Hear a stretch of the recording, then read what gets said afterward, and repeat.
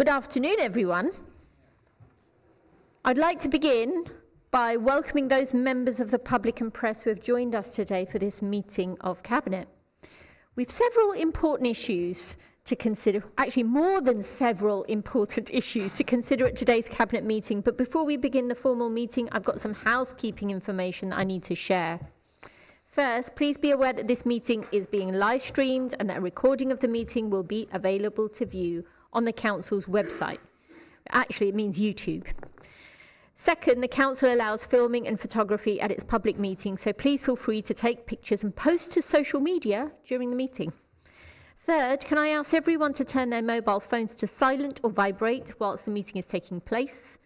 Fourth, members are reminded to ensure that they can be clearly heard through the microphone system when speaking, and remember to turn off their microphones at the conclusion of their contributions. Finally, in terms of housekeeping notices, there is no fire alarm test scheduled for today, so if the alarm does sound, please leave by the nearest marked fire exit and proceed directly to the fire assembly point in Charles Swift Square, opposite the multi-storey car park. We're now going to move to the formal agenda of the meeting. Agenda item number 1, apologies for absence. Pippa, have any apologies for absence been received? No apologies for absence being received. Thank you very much. Although I note that Councillor Ray Bisbee is not here, so we can register that. Thank you. Agenda item number 2, declarations of interest. Does any member wish to declare any disclosable pecuniary interest or non-statutory disclosable interest? Councillor Hogg. It will probably not surprise those people that come to these meetings that I still am the chair of Peterborough Limited, and so therefore I will be excluding myself from item number 15. Thank you very much. Pippa, please do make a note of that. Agenda item number 3. We are now being asked to approve the minutes of the previous meeting held on the 10th of February 2026.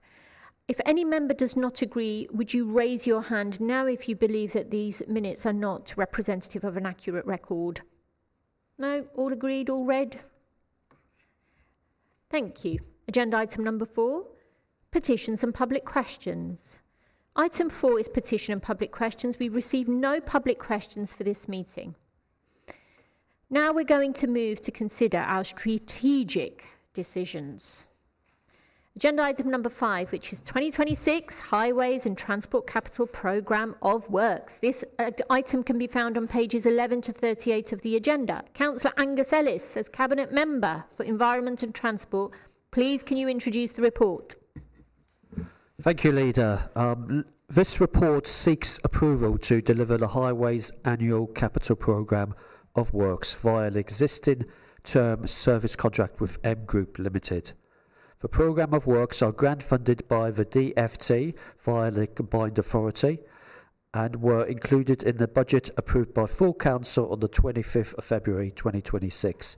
Delivering the works via the existing contract will offer significant time and financial efficiencies, as we will not need to enter into any formal and time-consuming procurement activities. Furthermore, M Group have a proven track record successfully delivering highways projects within the authority area. For example, Lincoln Road street works improvements. Thank you, Councillor Ellis. Members, we will now move to questions and debate. Councillor Katie Cole. Thank you, Leader, and through you. And I hate to ask this question of you, Councillor Ellis, but in Dogsthorpe there are a huge number of potholes, slaloming, luging, however you want to say it, along the roads in Dogsthorpe. How quickly are we going to be able to get those filled, and how many potholes have you filled? Not you personally, but how many potholes have we filled to date? Thank you. Thank you, Councillor Coe, for your question. And this was also raised at the budget meeting by a councillor, and I updated the councillor. I don't have updated from the council meeting, but I will repeat the figures because some people may not have been this, yet again, we need to focus on this. There were 787 reports this year compared with 231 reports last year in the same period, January 1st of January to the 24th of February. 2,431 have been done to the end of January. So these won't include the 478 reports in February or even some of the January ones. So there'll be additional being done. I also attended a M Group strategic board meeting where they also gave me an update, which was really useful as well. The update being that they've got the Dragon Master, which I haven't seen it in action. Perhaps, I've joined the bin cruise. Maybe they'll let me have a go on the Dragon Master. I don't know, but I presume the name sort of suggests. Excuse me. The name suggests it breathes out tarmac or something, hot tarmac to fill, to fix these holes. Now we've had a very cold.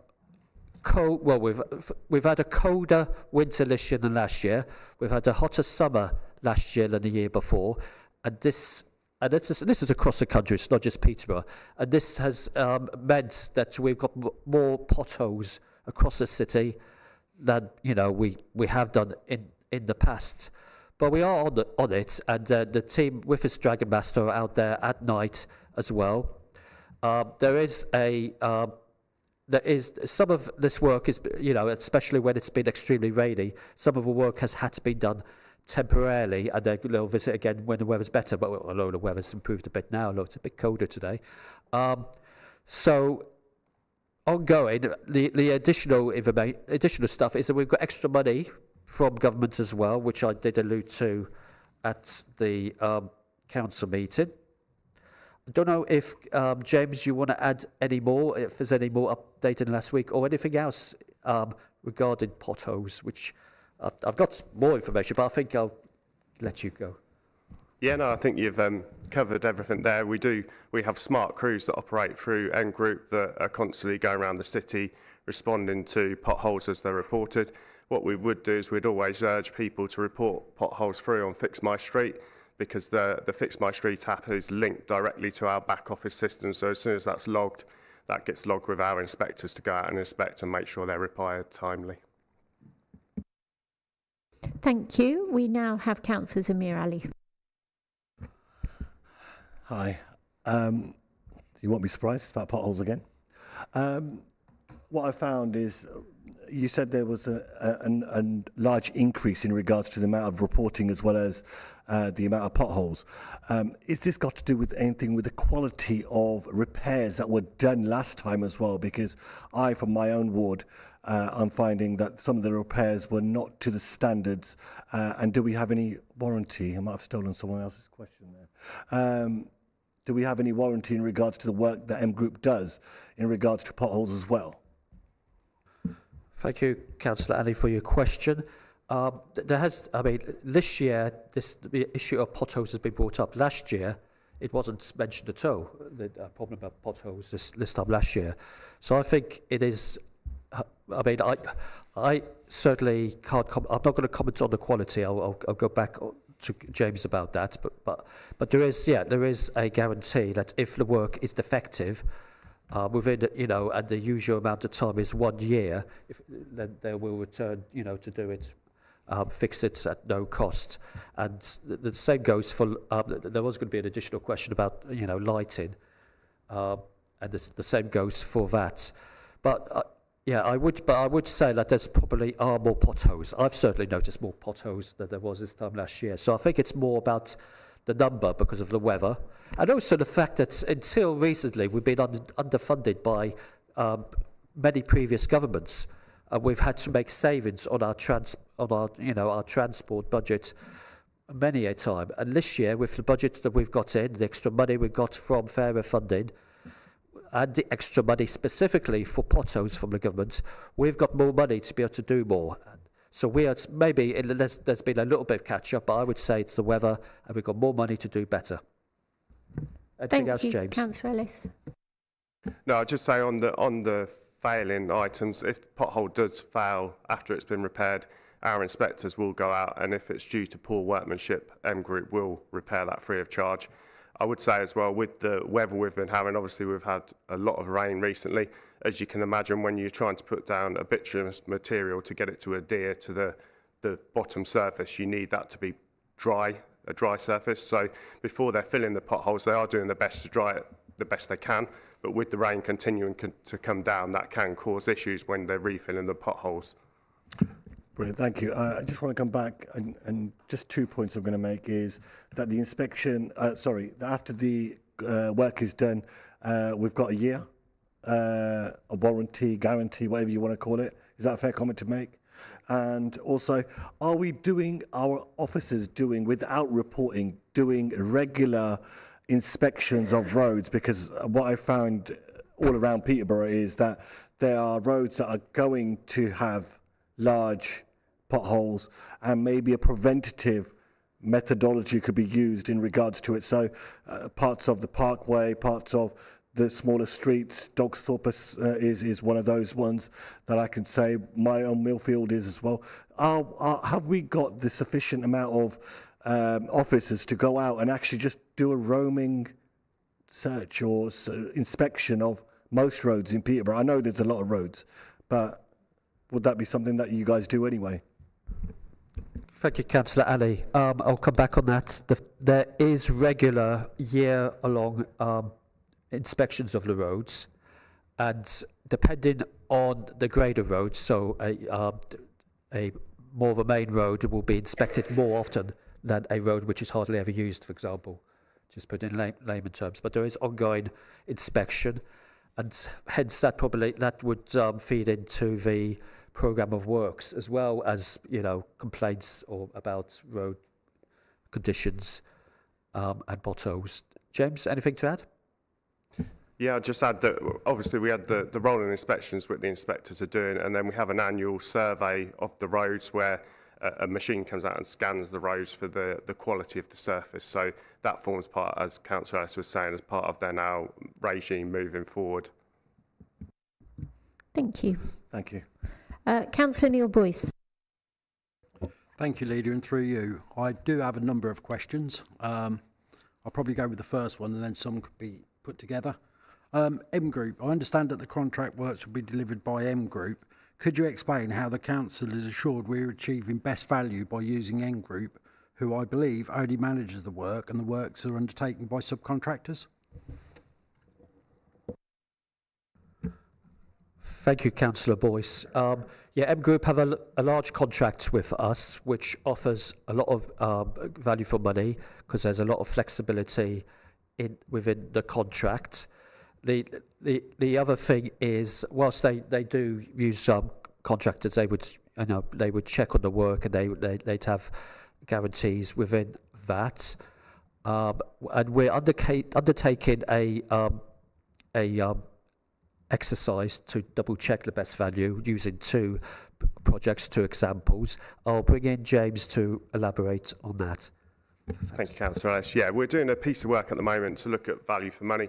So we've taken a scheme that we've just finished at Thorpe Wood, where we did the active travel scheme, and we're getting a piece of work done on that to look at how much it costs, what value we got back as a council, what savings M Group made throughout the process, because we work on something called a target cost base approach. So that means that at the start you get, this is the target we're aiming to deliver this within, and obviously it can work both in favour and against. So if they make savings, then we share that saving on that scheme, and if there's additional costs, then we share the costs. So it's in their favour that they make savings because it benefits them as much as it does us. But the initial one that we've had on Thorpe Wood has come back really favourable, and there's some really strong arguments there of how they've delivered savings through the project. And now we're going to move to look at a live project and then do the same exercise on that to demonstrate its value for money. Thank you. Okay. Councillor Hogg. Thank you, Leader. Just regarding this, the decision that it's not been a full procurement, that it's essentially bolting onto the existing framework that we have in place for M Group.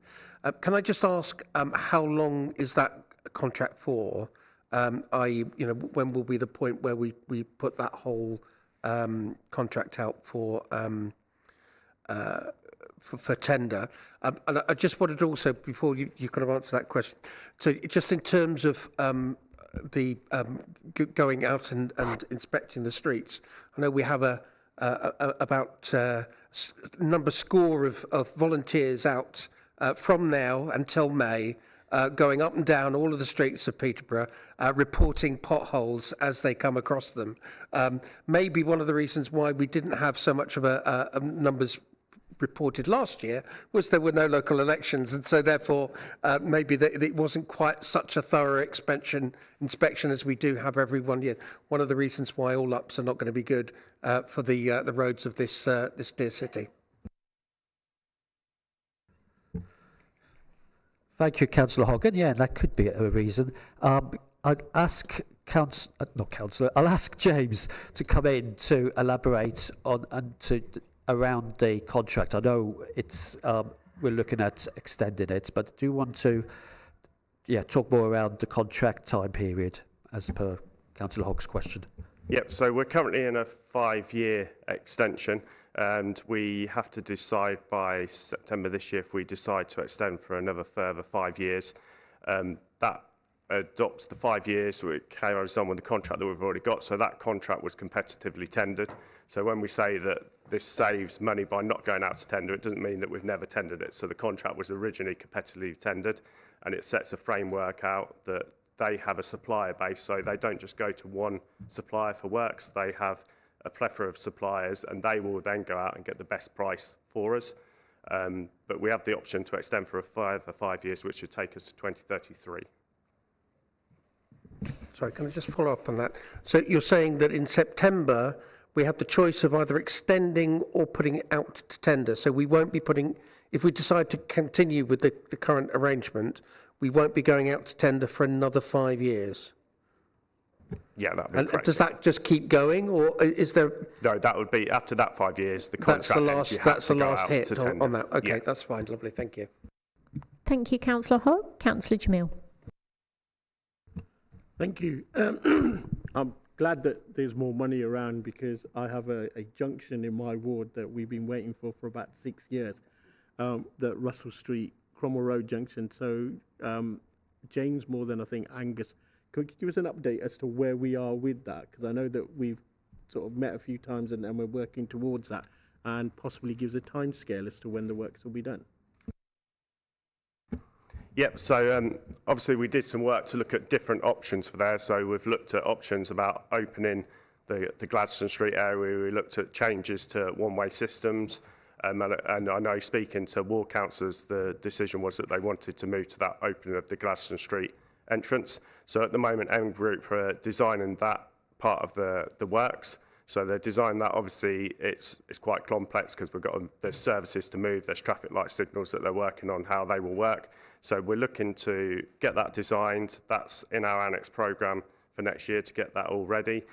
We will then, the construction phase, have to look at Station Quarter and the TM that's going to be in place for that. So we'll need to look at how we can phase that in.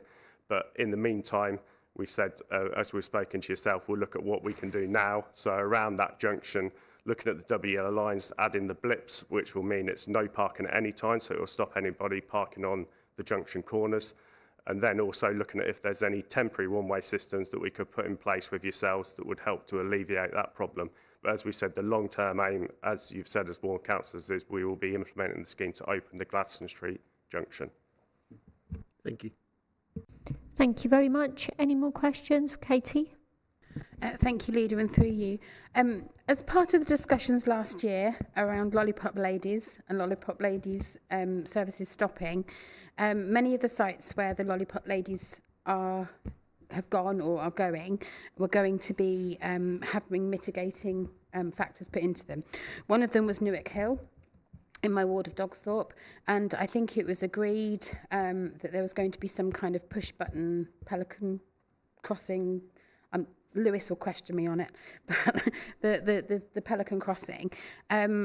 When are those works going to take place? Because child safety is paramount, and I think there will be other ward councillors within the council where there's crossing patrols that have stopped.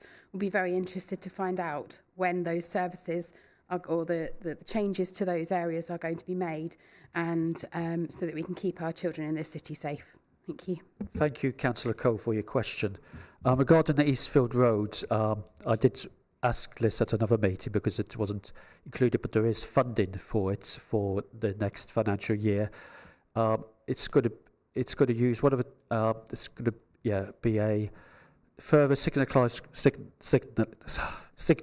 maybe crossing, and it's been installed using annex funding next financial year because it is important. It is one of the mitigations. Other mitigations, we're still continuing at the moment to use the school crossing patroller because we're still waiting for the developer to start the installation of the new zebra crossing there. That's the Ibury Road, where in turn we've got the results back from a 20-mile-per-hour consultation, and we're working through the results of that consultation.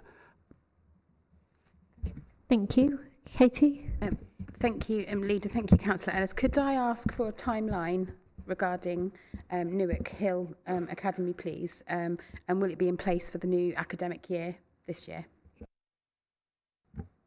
Yeah, that's fine. I'll speak to the team and get you a full timeline. It's already been designed this year, so it will just be the construction phase. So I'll get you a timeline shared. Thank you, because I'd like to make my residents aware. Yeah, Thank of course. you. Thank you. Councillor Zamir Ali. Just a quick question in regards to the North Ward as well. We've got that one-way system that we've proposed as well. Obviously, the flow of traffic, and we've seen a massive increase in our ward, especially over what was going on in Lincoln Road as well. But it has exacerbated a lot of junctions, especially Wilman Street. How far are we from processing the one-way system? And I'm sure that we've got a budget for it as well. So that's the question. Thank you. I'll pass that specific over to James. Thanks, Councillor Zamir.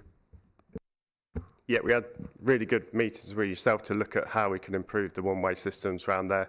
There's quite a few that we're looking to implement from suggestions from yourself. So Peter is currently costing that up. We've got a budget in there for one-way systems, which we would look to utilise to get that implemented as soon as possible. Thank you. Thank you. Councillor Neil Boyce. Thank you, Leader, and through you. Just two short questions. One that Councillor Ali touched on was the lighting. As I'm an electrical contractor by trade, could you confirm what warranty we have on the replacement LED lighting? As technology around LED lighting is progressing at pace, many luminaires fitted today will be superseded within 12 months. Could you confirm if you've approached the suppliers and asked for an extended guarantee for spares, so that if a fitting goes faulty, say within 2 years, we don't have to replace the whole fitting, but we can get spares for the existing fitting? And the second question, which is quite a short question, in the report it says that there will be quite an increase in the carbon emissions due to the materials used, which I fully understand. Could you confirm what mitigation measures we're putting in place to offset those emissions, such as tree planting or the likes of? Thank you. Thank you, Councillor Boyce. I'll take it in reverse order. At a recent board meeting with M Group, they have a climate change group, where they look at all the work they do, and they do offset work with planting extra trees. So when they're looking at schemes, they do take that on board. So that would include the work there. On the issue about lighting, there are warranties. I will ask James to explain what sort of warranties they are, though. Yeah, the warranties will depend on the different schemes. So, for instance, if it was a full new lighting scheme, obviously that would have a longer warranty than just a standard lamp. But as you said, we are conscious that technology is changing at a rapid pace. So the contractor base that M Group use is not internal, so they do use a supply chain for that to keep up with those technologies, but we do request that they keep a stock of the current lamp fittings that we've got so that we can make repairs. But then obviously as it changes, if we're coming to change a lamp, we would look to put the newest technology in where possible. Okay. If there are no more questions, this was a very popular agenda item about potholes and crossings, and you've all got your own wards covered. I want to ask you, are you going to give us a timetable of where this Dragon Master is? Because I really want to have a go on that. Yeah, we can get some locations for you to come out and see it, yeah? I would love to do that. Thank you. That was my only question I wanted to ask. So, absolutely fabulous. To those watching in public, watch this space. You're about to see publicity around this wonderful Dragon Master that we've been privileged to have here in the city, which comes to us once a year, doesn't it? Twice a year, sorry. So twice a year. Now, with all of that, this obviously shows that this is an area in which we have a high burden of demand that improves our roads and our highways and actually the efficiencies around from complaint to implementation of those roadways. I think that's really important. A really good message has been sent out, and obviously Cabinet members around the table have brought up various questions which I think are incredibly legitimate and have given rise to some good debate and questioning. And with that, we are being asked to approve the recommendations as set out under the recommendations header on pages 11 and 12 of the agenda pack. And are we therefore content to agree the recommendations, members? Thank you. Thank you very much, James. Very grateful for your time. We next have agenda item number 6, which is the Annual Director of Public Health Report 26-27. This item can be found on pages 39 to 118 of the agenda. Councillor Zamir Ali, as Cabinet Lead for Communities, Poverty and Public Health, please can you introduce the report? Yes, through you, Chair. One of my very nice reports. The Director of Public Health has a statutory duty to produce an annual public health report. This year's annual report is titled Spring into Action. The race to get Peterborough moving, focused on physical activities, and will be accompanied by a year-long Peterborough Get Moving campaign. Whilst individual health behaviours are shaped by social, economic and physical environment people living in, we want to inspire everyone to move more and experience the great benefit of regular physical activity. The recommendation is for Cabinet to approve and promote and launch of the 2026-2027 Annual Directors Public Health Report. Thank you. Thank you very much. Looking around the table, we have Councillor Cole. Thank you, Leader, and through you. Thank you, Councillor Ali. I'm just, within the report, it says that children need to have, or recommendation is 7 hours of activity a week. Children spend most of the time at school. How are your medical officers going to engage with schools to encourage this activity to take place? Thank you. Thank you, Councillor Cole. Physical activity is part of the PSHE curriculum for schools, and we encourage all schools to promote that. The daily mile is one of the things that schools take part in. We have a school nursing service and Healthy Schools Plus service, which will promote physical activity. There's a lot of digital information on both of those websites as well. We don't have any medical officers to go into schools, but we will promote physical activity through GP practices. So I will take this to the Health and Wellbeing Board and it become part of the neighbourhood health plans. And I think we'll work through teachers and Carrie, our Director of Education, to get the message into schools. Thank you. Councillor Cole. Thank you, Leader. Could I ask that you link with our Family Hubs lead in terms of provision for young children, because I know that they work really closely with the public health team in terms of promoting these kind of activities. Thank you. Thank you, Councillor Cole. That's a very good suggestion. And yes, our Start Well team do work with Family Hubs, and that's an important area because play is so important for children, not just for health, but for their emotional development as well. Thank you very much. Councillor Mohammed Farouk.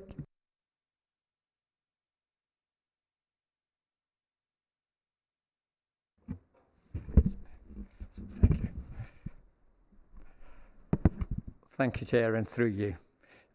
Great report, and I'm glad you've taken the theme of Get Peterborough Moving again. What I was surprised to see was physical inactivity, which is leading to a fit life of just 55, which is considerably lower than the national average. Now, of course, the funding is one part, but the delivery is another major part, delivering it. And it's not, what I find is it's not one organisation's ability to deliver that.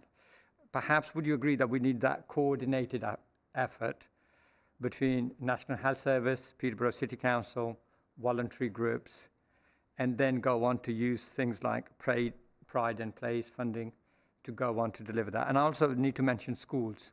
Schools play a very critical role, as Councillor Cole says, and not just for children, which is crucial, but also for adults. I mean, I do badminton or a number of other physical activities, and I'll find some schools open in the evening, the halls are open. Particularly, I'll give mention to Jack Hunt School. They open every evening for different activities for the whole community to take part on Saturdays, Sundays. Other schools don't take that participation. So a coordinated effort between all the organisations will only enable us to deliver and increase that figure of 55 to a more acceptable national level. Thank you. Thank you, Councillor Farouk. I think that's again a brilliant suggestion. So in terms of the coordination, we are putting in a bid with Living Sport to Sport England for money to do some of that coordination work, and there is a Peterborough partnership doing that. I'm also taking it to the Health and Wellbeing Board so that it's part of the Health and Wellbeing Board's agenda as well.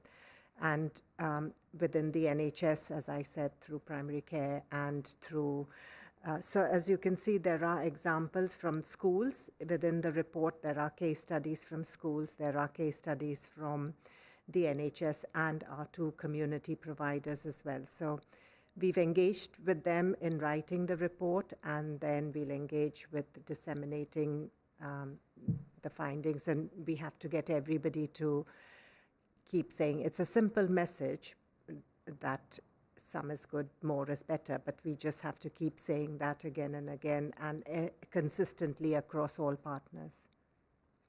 Thank you. Thank you, and just for leaders' sake, I should have mentioned doctor surgeries as well. Totally. I think that our Director for Adult Social Care and overarchingly Public Health wanted to say something. I just wanted to add really to what Raj said. I think you see within the report that we have the difference in healthy life expectancy in Peterborough. It's around 55 in Peterborough, which is significantly lower than the national average. And I think we're really focused on a range of activities and work streams really to narrow that gap. And I think this, getting Peterborough more active is a really key element of that. We're looking at other things. I think it links to the Crisis Resilience Fund piece that comes later on, but doing a lot of kind of really proactive work across the system with partners now to look at things like poverty and how we can start to alleviate poverty. If we can get people moving, I think the Pride in Place, the physical environment stuff is really key as well. So I think this is part of a range of interventions really that we really hope will narrow that gap, and that is our aim, is to narrow that gap going forward. Brilliant. I think you wanted to come in, didn't you, Councillor Ali, to add to this? What I just wanted to add is also the obesity charter that we're bringing in as well, healthier eating. There's multiple facets to this aspect of increasing life expectancy, physical activity being one of them, but obviously the range of it goes together. It also fits in nicely with mental health as well, because more active people have better mental health as well. So it's really important that just this one paper also is a part of another section of work that we're doing as well. This is one facet, but when everything comes together, hopefully we want to see that decrease into an increase of life expectancy. Wonderful, thank you. Councillor Neil Boyce. Thank you, Lady. The officers have actually answered my question. Okay, that's great to hear. Councillor Christian Hobb. Thank you, Leader. I have to say that it's quite a sobering report, this, specifically that of the healthy life expectancy. It's taken a nosedive since, was it 2013-14? So my question is really, has life expectancy taken a similar nosedive, or is that less shallow? And if so, what that actually means is that the difference between no longer having a healthy life expectancy and the kind of permanent demise, as it were, that means that there's a lot more people going to be coming forward in terms of with health issues for our NHS, for adult social services, etc., etc. And so therefore it's really, really quite important that we make sure that we get people healthier quicker to can actually reduce that demand on our services. Have I read that correctly? That is right. The more years people live in unhealthy life, the more demand it puts on services. And that's why it's so important. Physical activity is really a good thing that everybody can get involved with, and we want to make it a social movement. I think the other thing to highlight is healthy life expectancy. The main contributors of poor health are musculoskeletal and mental health disorders, which contribute 47% of the unhealthy life expectancy. Obviously, things like cancer, cardiovascular disease, the 6 main chronic conditions contribute to lowering life expectancy. Healthy life expectancy, most of it is musculoskeletal and mental health. And just on that, we see that through adult social care, that where we're seeing the large demographic growth, it isn't necessarily just about numbers. It's about the length of time people stay within services, and we are seeing a real growth in that complexity of need, I think, within adult social care. Thank you. Councillor Katie Cole. Thank you, Leader. In terms of the older population, one of the my mother-in-law lives in Norfolk, and she is great at quoting "use it or lose it," and she takes part in sort of older people armchair aerobics, I think she calls it. Is that something that we actively promote to our older population? And I know that there are groups called the U3A and other similar types of groups that elderly residents can use. And I know that our former councillor Alan Dowson was very keen to ensure that older people were active for as long as they could be, and I think he was testament to that. So how do we signpost our older residents to that, please? Thank you. Thank you, Councillor Cole. So there are some services that we fund, to falls prevention as an example, but there are lots of other voluntary groups and self-sustaining groups as well. There's a map within the report, which is an interactive map where we can find all those different clubs, activities, and there is also a link to the How Are You Peterborough website, which has a lot of these, which is kept more up to date. Obviously, the communications campaign will be targeting different groups, and the plan is to have all different groups and lots of different activities. If there's something going on in Peterborough, some things that we want to include, that's one of the plea. If people have ideas, then the comms team is going to go out and do some videos and send them out. Great, thank you. Councillor Neil Boyce. Thank you, Leader. It's not really a question. It's actually coming back on Councillor Cole's question. As the Cabinet Member for Adult Social Care, I've actually been privileged enough to go to the Older Persons Day Centre. And I can rest assure Councillor Cole, they certainly do armchair aerobics and other type of things, because I was actually involved in them and it tired me out. But also, I think with that as well, it actually helps them with meeting other people, keeping engaged with the community. So I think armchair aerobics or whatever type of thing that keeps them active leads on to a lot more benefit because they're socially interactive. So it's just a comment, really. Thank you. That's wonderful. And I was going to say Councillor Adrian Chapman. Director of Place and Economy, Adrian Chapman. Thank you, Leader. Always want to take an opportunity to plug growth in the city. It's also worth pointing out that our fabulous new sports quarter with the regional pool and 150-place gym facility, which will start construction in January next year, will also include a suite of bang-up-to-date technology for people who want to take part in structured exercise classes using machinery. It's assisted technology, so people that perhaps are more able than some, but not quite able enough to join a mainstream gym. We're thinking of them as well, and that will be open in September 2028. That's wonderful. Any other questions or comments at all?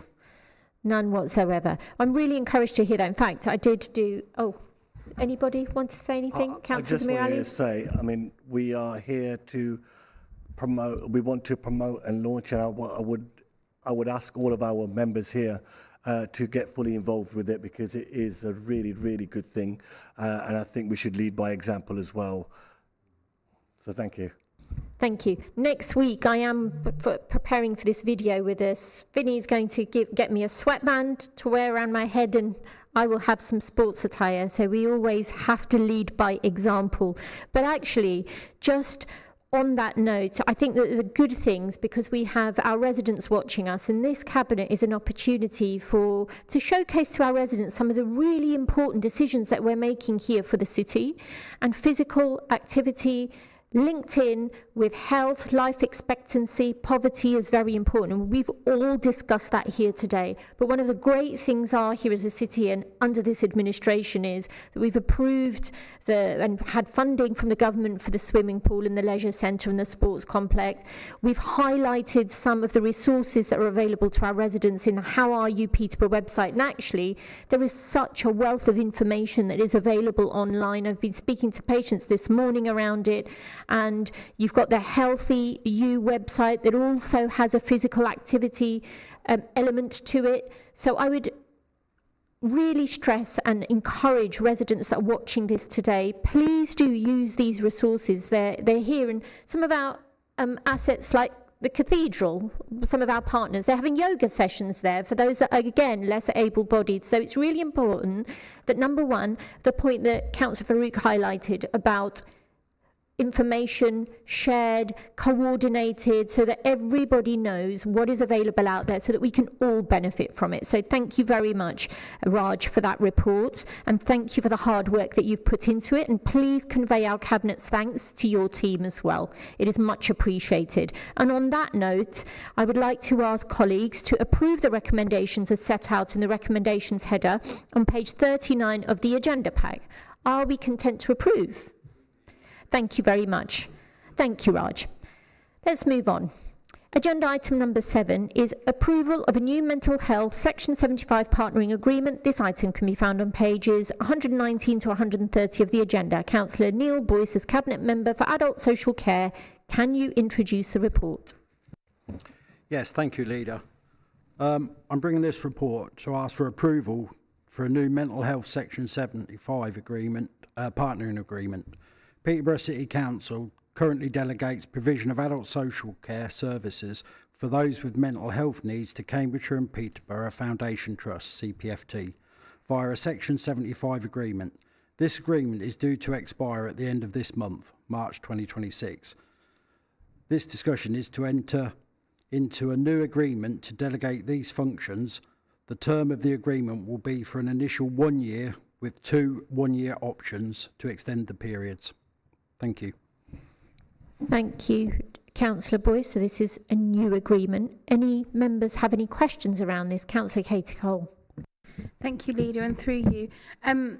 What are we doing to signpost residents to these services? And I don't just mean on social media, because not everybody has social media. And it is something that when I'm knocking on doors and speaking to residents, mental health services do come up quite regularly. So I just wanted to ask, please. Thank you.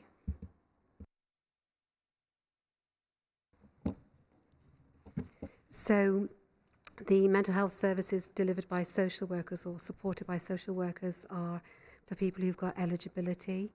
So they have to have the mental health social work assessment undertaken first in order to access the services associated with this. But we do have a wealth of other services for people that are freely available, and they're advertised on the PIN, or the website. Now it's moved from the PIN to the website, so they can be accessed through that. And certainly our STARS service, which is accessible to a lot more people, is a short-term reablement service, and they signpost people to a wealth of other components, and also accessible through some of the work well type procedures in terms of if somebody is eligible or needs an assessment, it comes through from health and those other mechanisms. Thank you very much. Councillor Mohammed Farouk. Thank you, Chair. Just a simple question. Obviously, the demand changes over the years as we progress, the needs change. As we're extending this contract, have we added any variation to accommodate those changes, or was there any changes we needed to add to this? In terms of the demand of people wanting to access that service, we have seen increased demand. And different types of service, sorry, what I meant, different segments within the mental health.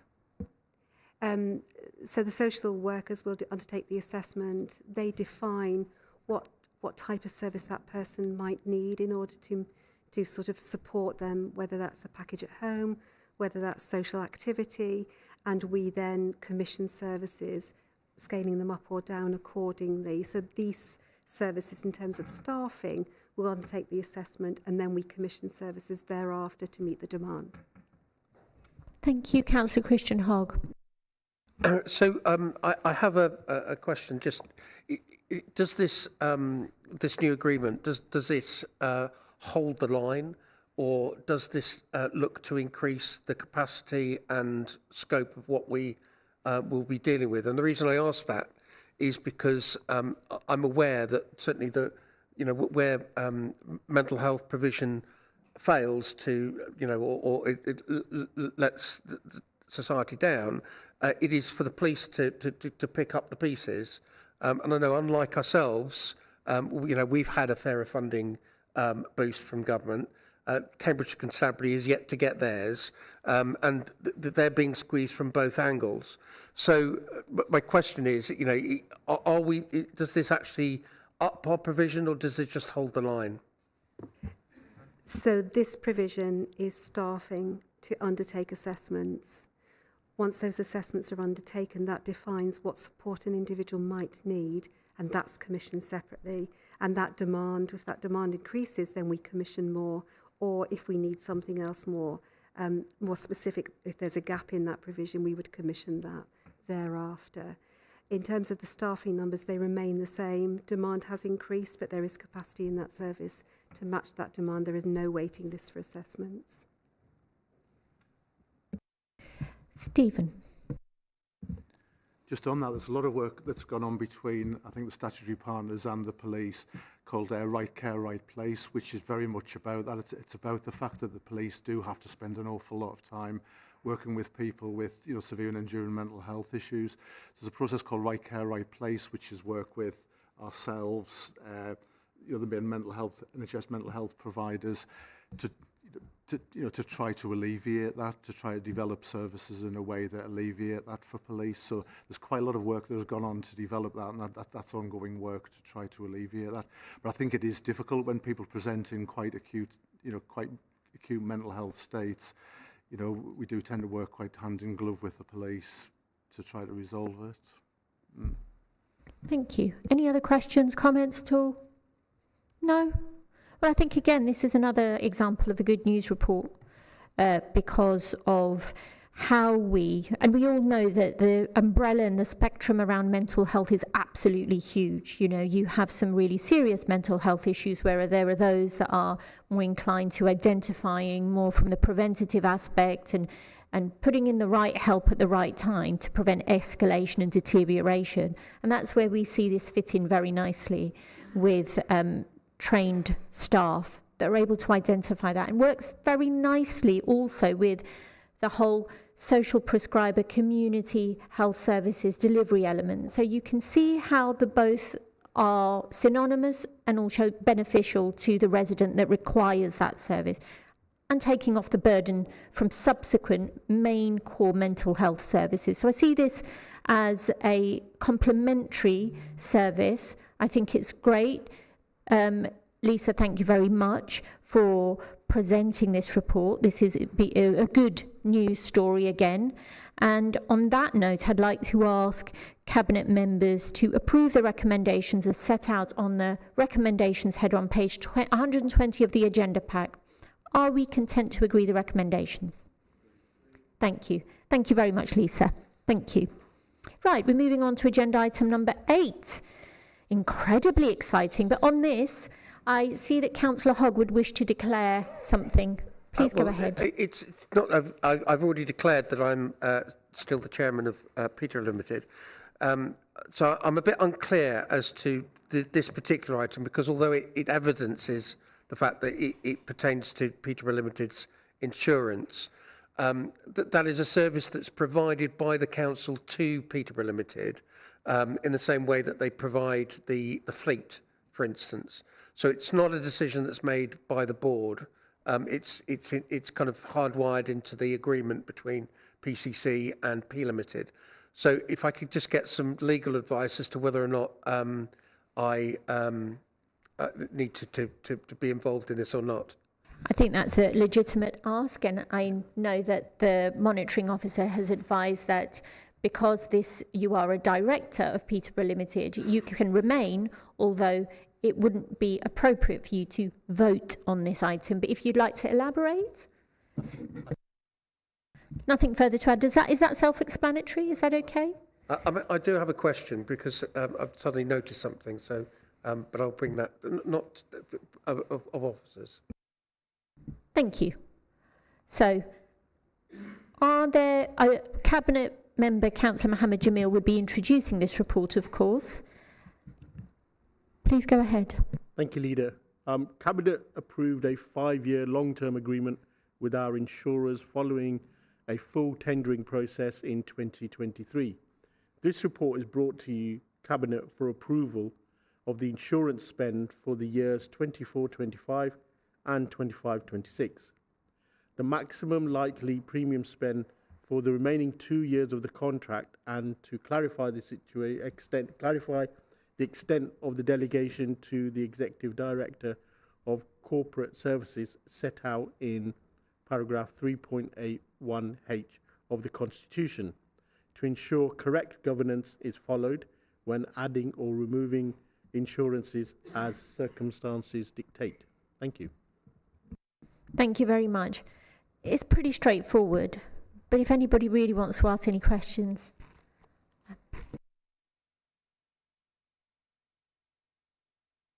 Please go ahead, Councillor Hogg. Thank you.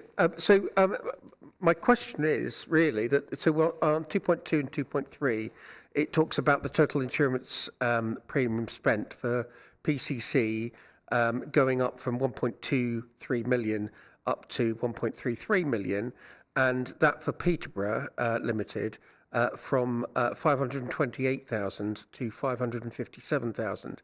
Now, my question is this, that with the Aragon contract being moved from Peterborough Limited into the council, I would have expected the insurance premium for P Limited to go down substantially, but for the insurance for PCC to go up commensurately. Thank you. Councillor Jamil, will the insurance experts answer that for you from Go Compare? Due to the technical nature of the questions, I am going to refer to our officers. Yes, that is the case. In 2.4, it does say that the competition will change because of Peterborough Limited coming back in. So we're anticipating that Peterborough Limiteds will significantly reduce and PCCs will increase. Okay. Any other questions at all? Comments? Anything? It's really exciting agenda item. No? Okay. Yes, Councillor Mohammed Farouk. Okay, I'll just say a few words just for the sake of it. So I suppose looking at the dates 2024, 25 and 25, 26, that's just to regularize, and we're doing that. But going forward, looking at what's happening in the world right now, Would the insurance premiums change significantly, or are we locked into particular prices?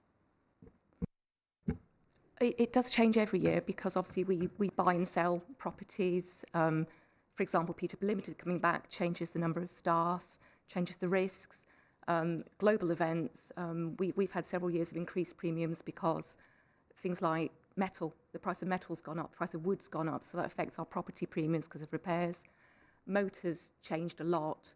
We're actually entering the end of a hard market and it should start to soften now, so the increases shouldn't be as big going forward, and we factored that into the calculations.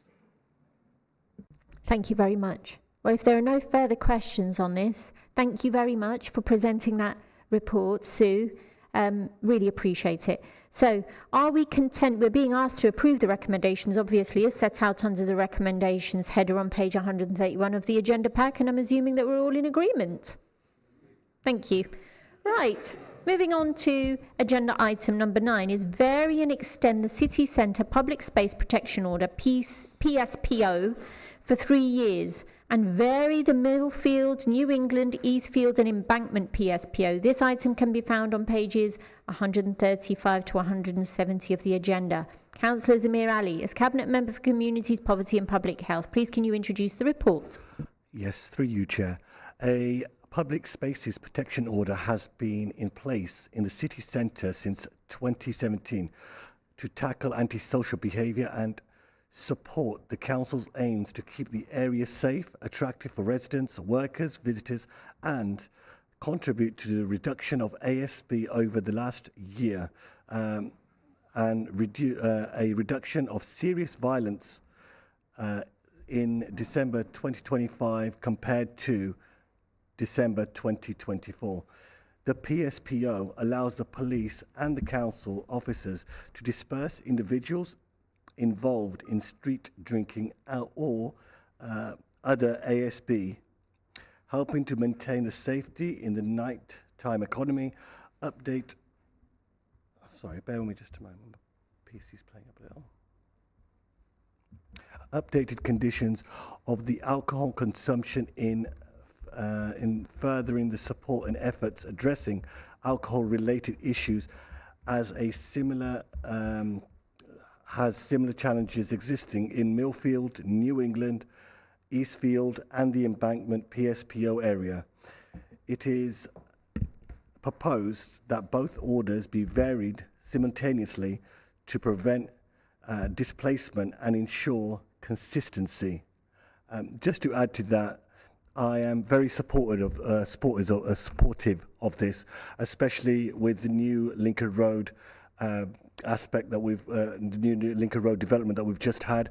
A lot of the feedback I got was we're making everything pretty and new, but are we going to be enforcing it? And this PSPO does tackle that as well. Thank you. Any questions at all? I've got Councillor Cole and...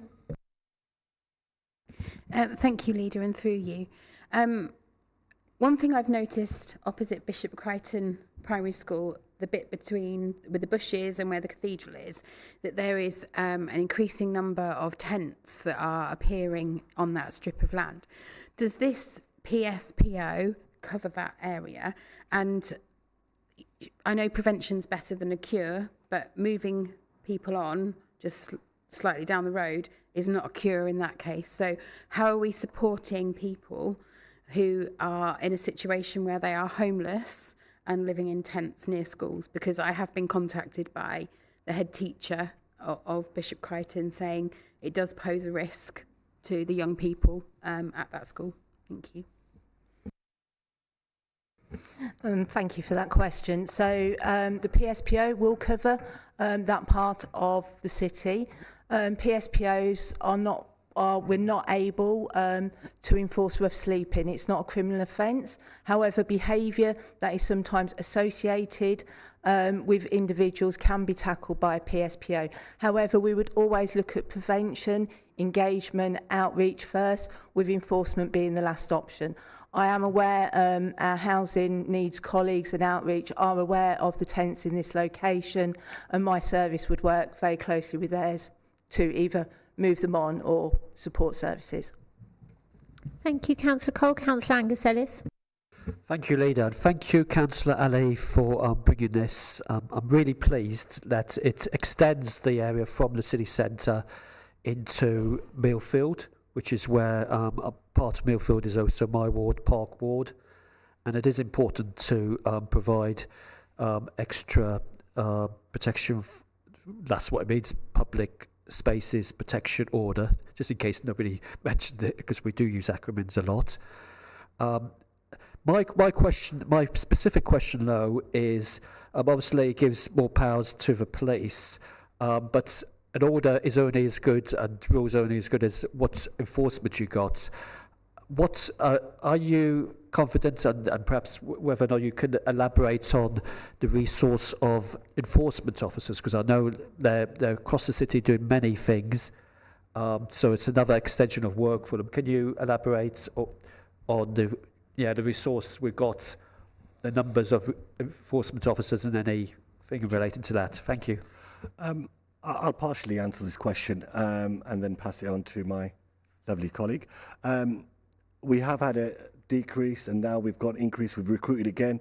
We are training more and hopefully we will have more people on the ground. And like I said, I've mentioned Lincoln Road, and you're referring to Lincoln Road as I think one side is yours and one side is mine.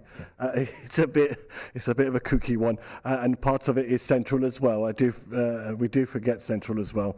But no, we have had an increase in regards to the numbers, and I'm sure Claire could let me know exactly how many. Thank you, Councillor.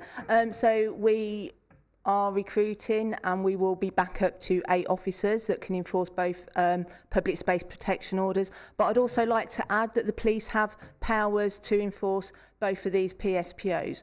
We are working very closely with the police.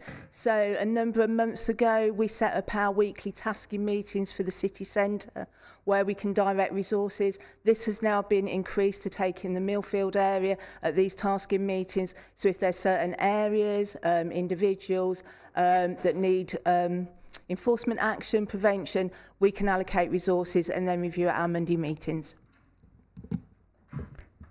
Can I just add? One of the things that I will say is the displacement aspect of it is the reason why we've made it consistent throughout the city centre, going down to Millfield, also down to the embankment, Eastfield as well, because we have seen a historical push that the PSPO was different in the city centre, and that's allowed people of, should I say, the same nature of doing the ASBs to actually just move down the line. And that's one of the reasons why we have been consistent throughout. And so we're trying to just make sure that all of these areas are free of these antisocial behaviour and offences. Thank you. Thank you very much. Councillor Neil Boyce. Thank you, Leader. I just have 2 short questions. As public space protection orders have been used in the city centre for some time now, could you give an indication as a percentage of the reduction that they've actually you've seen since those orders were introduced? The second part, with the council looking to spend a significant amount of money in improving the city centre to attract more visitors, could you explain how these SPSOs will help to tackle the issue of rough sleepers and beggars within the city? This is continuing to be a major issue, even though the council is providing out-of-reach services, including for addiction, mental health, homelessness and CGL? And do they need to be enhanced further so that we can do something with these who are persistent and do not want to engage with the help being provided? So thank you, Councillor. I haven't got those figures about the percentage reduction in ASB. However, I can certainly get those and send them to you. What we have seen over the last year is we are very much closely working with our city centre neighbourhood police teams, weekly tasking meetings, using the PSPO, using a range of powers to tackle issues such as ASB and serious violence in the city centre. If I just look back over the last year since we've been having these meetings, really coordinated approach, we are seeing a constant reduction in the number of ASB incidents in the city centre. And as mentioned previously, in December, at the direction of the Home Office, we had a winter of action plan. This linked in using the Public Space Protection Order and various other powers. But one of the things in the PSPO is a dispersal, which allowed police in our nighttime economy in December to disperse people from the city centre that they could see were likely to cause issues. And then that has also seen a reduction in serious violence this December compared to previous December. But with reference about, investment in the city centre, these tools, so not just a public space protection order, there's other legislation, moving traffic, parking enforcement, community protection notices, all of this legislation we will work with our colleagues and partner agencies to tackle issues to continue to bring investment to the city. Thank you. Councillor Ali, did you want to add anything to this? I just want to add that we also do work with, we just talked about the winter program that we had as well. Peterborough Prime was one of the drivers of this, and also CGL. We do work very much with them as well in regards to alcohol addiction and drugs as well, and all of these systems do work well together. Thank you. Thank you. Councillor Christian Hogg. Yeah, thank you, Leader. I'm not going to apologise for being slightly parochial here. But and I can attest that the PSPOs do absolutely work. That I've seen the PSPO in Pleasure Fair Meadow car park absolutely eradicate the activity that we were getting there from car meets and the like. I don't want to kind of jinx it too much because the summer months are coming, and that tends to be a bit of a spike for those things. But at least the police now have the tools to be able to tackle that if it does turn up. And therein lies the rub for me is that, we're talking about here for, the extension or, a new PSPO that goes around the city centre because of that pushing people out of the city centre because it's been that good. The trouble is, here we are in Fletton Quays. There's an embankment there. For me, that we should be part of that that new PSPO because what I can see specifically when that new bridge goes in, that we're going to have even more people being told to leave the embankment. Well, where do they think they're going to go? They're going to come over the bridge and they're going to be at the other side of the river and they'll be able to wave to the officers. We really need to have a look at that, is the point. I don't know if it's too late to do it now, or whether or not that can be extended, or whether or not we need to start work immediately on a new PSPO for Fletton Quays. I don't know what the solution is. Maybe you can tell me. Thank you. We've started to look, so public space protection orders, we can only implement them if there's evidence behind it. We've started the pool for evidence for this area already. We can't extend the city centre one at this point, but we can certainly, we've started on the review looking at evidence. Is there enough to introduce a public space protection order in this area? What the conditions would be? So work on that has already commenced. Thank you very much. Councillor Mohammed Jamil. Thank you, Leader. Claire, in terms of powers, is there any powers that you think we would need that we don't currently have, or is there something the police says to us, well, actually, we'd like this? Are there anything that we could add in, or is there a way or a mechanism of doing so that would make their job a lot easier?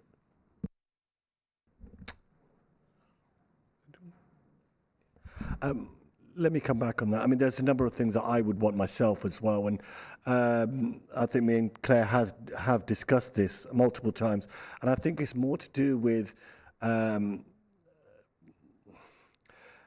amount of time. Say, for example, if we've got a constant offender where we are turning him away, but how many times are we turning away? And I think we need to reduce the numbers on that, and I think that will be a fair comment to make, and that's what I've got some feedback from the police as well. But it's just that we're giving too many opportunities, and if these people are doing it consistently, how are we enforcing it? How quickly are enforcing it?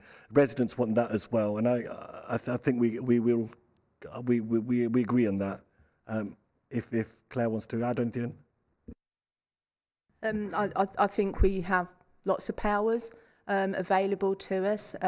One of the pieces of work that we will be looking at is a review of what legislation is available to our officers in the city centre to make sure that we're making best use of it, going out speaking to other authorities, looking at best practice. But one of the things that we have agreed to look at is the thresholds for persistent breaches and stuff like that, to see whether we can take more robust action only when it's required. I must stress that, you know, we do support services, working with outreach and everything first, so we're looking at enforcement as the last option. Thank you. I think Director for Place and Economy, Adrian Chapman, wants to come in. Thank you, Leader. Just to support Claire's response, I completely agree with what she's just said. I don't think it's a matter actually about more powers. I think it's a matter of better coordination across the board. So Claire, as of this morning actually, having been signed off at the Transformation Board, is leading a new programme of work which is designed, it's called City Centre Excellence, and it's designed to bring together all of the existing powers that we've got, but also the powers held by other agencies, all of the staff resources that are held in pockets across the council and elsewhere, and all of the budgets to try and, because I think they're collectively, they will be significant, and the idea of this programme is to coordinate much better all of that activity, and I think the powers are there, we just need to deploy them more effectively. So I'm really confident with Claire's leadership that will make a massive change to our city centre this year. Thank you. That's been really useful, actually. Councillor Mohammed Jamil. No, thank you. Councillor Katie Cole. Thank you, Leader, and through you. I'm really pleased that this PSPO, Public Space Protection Order, has been extended. You know, we've got the AIU expansion, we've got the Lido opening early, we've got all the events on at the Cathedral, we've got Towns Fund money coming into the city centre, we've got a new sports quarter, what have I missed? Station Quarter, the bridge. We are trying to do everything we can to rejuvenate the city centre, and I think it's really important that people feel safe. I think it's also sad on one level that we have to have things like this in place, but I saw firsthand with the Armed Forces weekend, you know, how these public space protection orders, you know, were trying to sort of shoo people away that might cause problems, but I've also seen them in a good space as well. So when I was out, there was a young woman who was being verbally abused by a family member. So as well as being preventative, they are also supportive in trying to prevent harm. And with a young family myself, I want to be able to bring my children to the centre and enjoy the events that are on. So there's lots of investment from this government into Peterborough, and I'm looking forward to seeing all of this come to fruition. Thank you very much. Councillor Angus Ellis. Thank you, Leader. And just adding on from what Councillor Katie Coe has said, and I was just double checking the area, it does include Central Park. When you're going through different key places to visit in Peterborough, Central Park is one of those, a Green Flag Park, and I'm pleased that there is that it does cover that. I know sometimes they have antisocial behaviour problems, which in fact I'm dealing with something there at the moment. So I'm really pleased with her. I don't know if Councillor Ali wanted to respond. No, I just want to. Central Park is one of those places that, in the past, has had antisocial behaviour. It is covered well. I just want to say thank you to also Claire and the team, because they do. Claire is one of the examples I can give that is an unsung hero. Whenever we need her, and seriously, she's on point. Always willing to help. I know she doesn't like the compliments, but we appreciate you and your team as well, so thank you. Thank you very much, and very well said, Councillor Ali. I think that we all resonate your thoughts, and we're about to... She's blushing as she sits there, but she is an absolutely wonderful officer. You know, we'll never get this opportunity to say this in public and actually make our residents aware of just how hard you will work in the background and looking after many facets with reference to public protection. And it's a really important piece of work here within the city centre. And that goes to extend on making sure that our large-scale events that sometimes we have are done so in a really properly ordered fashion, and that we've got the right security in place and right preventative actions in place. So thank you, and your colleague officer that sat aside you as well. You all do a wonderful job, so thank you very much. And with that being said, with so much being contributed to this really useful discussion, I'm going to go on to the recommendations. So members are being asked to approve the recommendations as set out under the recommendations head on page 136 of the report. Are we all content to agree? Wonderful. Claire, Laura, thank you. Laura, yes, your hair's changed. That's why I just thought I didn't recognise you, but yes, thank you so much. Thank you. Thank you both. Right, moving on to agenda item number 10. Now, this item is just to notify members really that the next set of agenda items have exempt information as part of the agenda item. So if we want to steer into exempt territory, and should you want to discuss any information contained within the exempt appendices, the public will be asked to leave the room. You can see we've got a hall full of the public, and the discussion will then take in place according with paragraph 3 of Schedule 12A of Part 1 of the Local Government Act 1972 as amended. All right, so are we all agreed with that? And we don't have any presses here, but we've always got the public. And we've also got the cameras. So moving on to then agenda item number 11, which is termination of current lease and grant of tenancy at will 9 to 15 Bridge Street. Now this item can be found on page 171 or to 172 of the agenda pack. Councillor Mohammed Jamil, as Cabinet Member for Finance and Corporate Governance, please can you introduce the report? Leader, I certainly can. Another exciting one for me. This report is presented to Cabinet to address the proposed termination of the current lease and the granting of a tenancy at will for 9 to 15 Bridge Street. While it is recognised that this course of action proposes a letting at less than best consideration, it is considered the best immediate safeguard for the Council's interests and provides ongoing support for the local business occupying the premises in the short term only.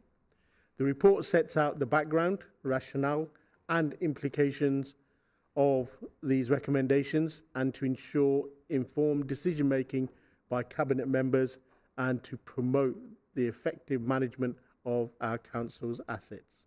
Thank you. Thank you very much, Councillor Mohammed Jamil. Anybody would like to ask any questions at all, make any comments? I think this is pretty straightforward, isn't it? Oh, well, we've got Councillor Farouk who does. Yes, it might not be straightforward then after all. No, it will be straightforward. Thank you, Leader. Just a quick really, tenancy at will often lands us in challenging positions. You know, we've seen it with one or two things over the last few years. How quickly can we move on to a proper lease with a market value rent, please? Flick, do you want to take that one?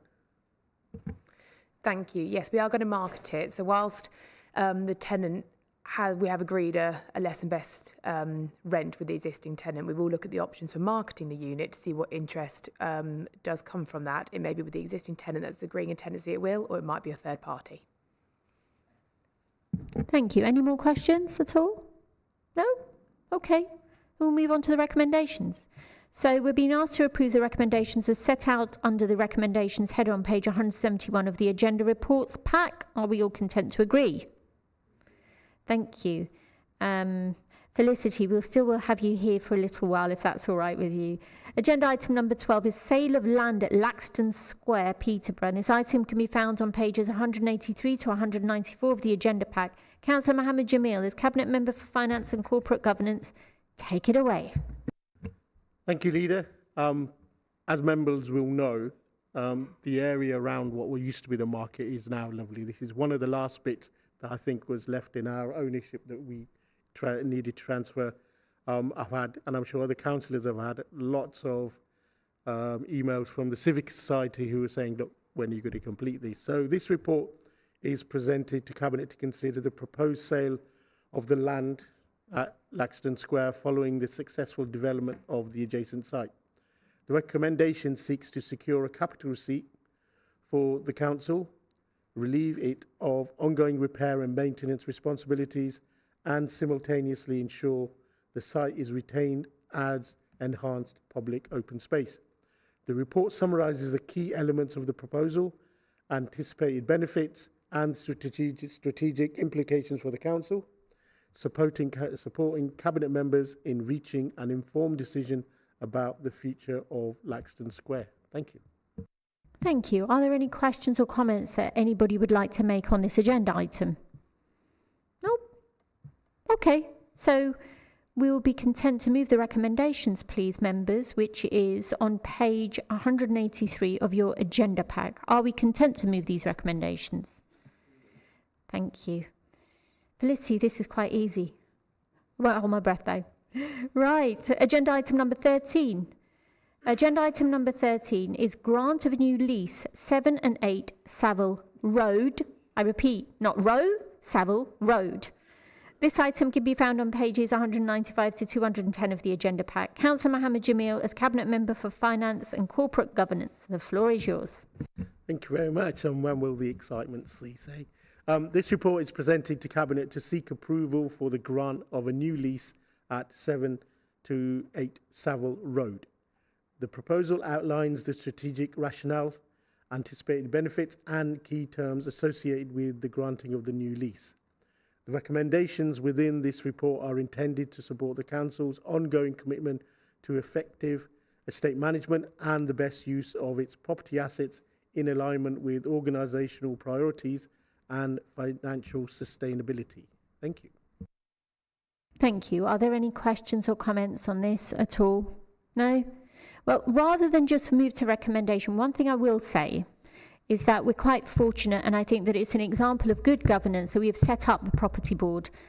I always say independent, but no, actually it's a property board that makes sure that asset disposals are looked at transparently and obviously with due process. I think that that's the important message here today, isn't it? That everybody's had the chance to have a look and ask questions if needed.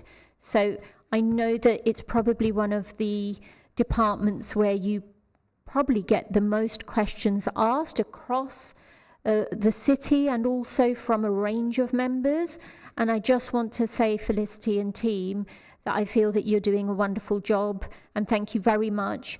Under a lot of pressure, but actually it's exemplary, and sometimes in many cases, because every case is different, very complex in many ways. So I'd just like to thank you on behalf of Cabinet too. So, having said that now, I'm going to move to the recommendations, which are set out on the recommendations head on page 195 of the report. Are we content to agree these recommendations, members? Thank you. And Felicity, thank you very much. Thank you. Now, this is one that I think is a real good news story, which is our Crisis Resilience Fund. And I can see Ian coming to the table. Welcome. So this item can be found on page 211 to 228 of the agenda pack. Councillor Zamir Ali as Cabinet Lead for Communities, Poverty and Public Health. It's my day the floor today, is isn't yours. it? Thank you. Through you, Chair. The report sets out the Council's proposed approach to deliver the government's Crisis Resilience Fund and support local residents to help them to deal with both short-term crisis and long-term financial challenges.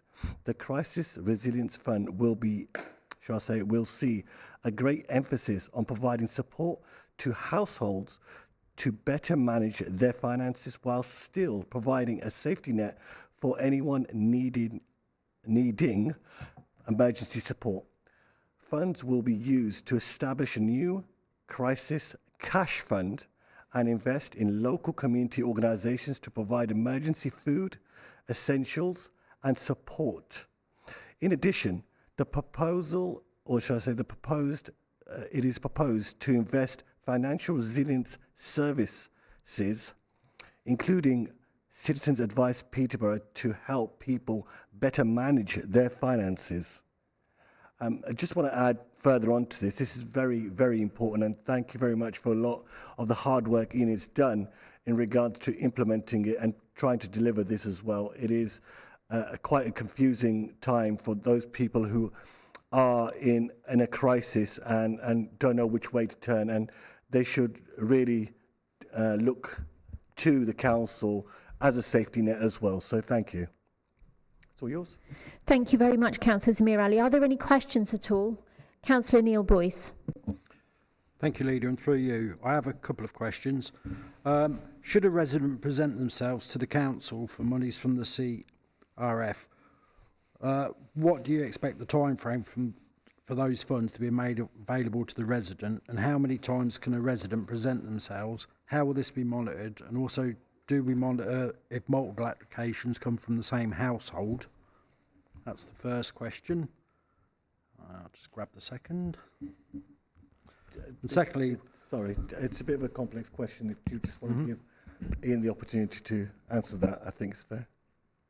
Yeah, thank you very much for the question. I suppose what we're trying to do through this fund and this programme is not just give people the emergency support that they need, although we absolutely will be doing that, but to try and get under the skin of why people have arrived at that financial crisis situation and what can we do to help people not come back to that place. So a lot of the work is not just around helping people with get through what they need to get through for the next few days in managing their crisis, but how can we help to manage your budget? How can we help to look at your debts?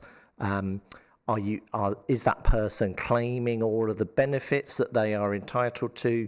We know through the work that Citizens Advice do that on average, every person that they support, their income increases by about £2,500 a year. So there's a lot to go at to help people who are not getting that help currently.